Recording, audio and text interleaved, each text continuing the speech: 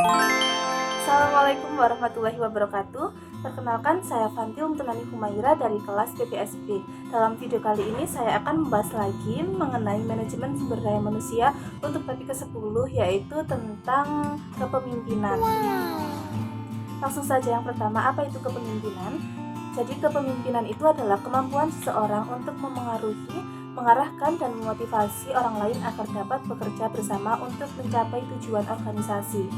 Kepemimpin itu tidak hanya memberi perintah, tetapi juga menciptakan visi, memberi teladan, dan membangun lingkungan kerja yang positif.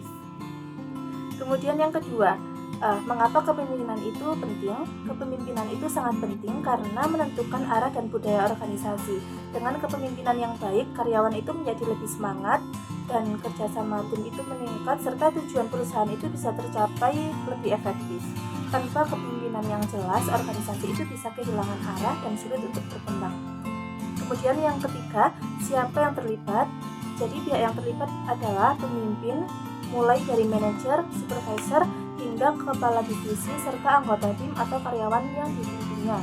Kepemimpinan itu juga dapat muncul secara informal dari individu yang mampu memberi pengaruh positif pada orang lain, meskipun tidak memiliki jabatan resmi. Kemudian yang keempat, kapan kepemimpinan itu diperlukan? Kepemimpinan itu diperlukan setiap saat, baik itu dalam kondisi stabil maupun saat organisasi menghadapi perubahan atau masalah. Saat terjadi konflik, peralihan strategi atau penurunan motivasi, peran pemimpinan itu menjadi sangat penting untuk menjaga arah dan kestabilan tim. Dan yang kelima, di mana kepemimpinan itu diterapkan? Jadi kepemimpinan itu dapat diterapkan di berbagai tempat, seperti dalam rapat, di ruang kerja, dalam proyek tim, hingga pada situasi informal sehari-hari. Intinya, selama ada interaksi dan tujuan yang harus dicapai bersama, maka fungsi kepemimpinan itu bisa dijalankan. Dan yang keenam atau yang terakhir, itu bagaimana kepemimpinan itu dijalankan?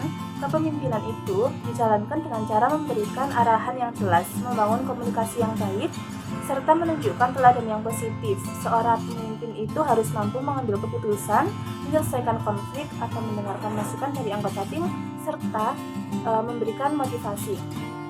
Dengan kaya kepemimpinan yang tepat, baik itu transformasional, demokratis, atau situasional, pemimpinan itu dapat menggerakkan tim menuju tujuan bersama. Demikian penjelasan singkat mengenai topik kepemimpinan dengan pendekatan 5W+1H ini.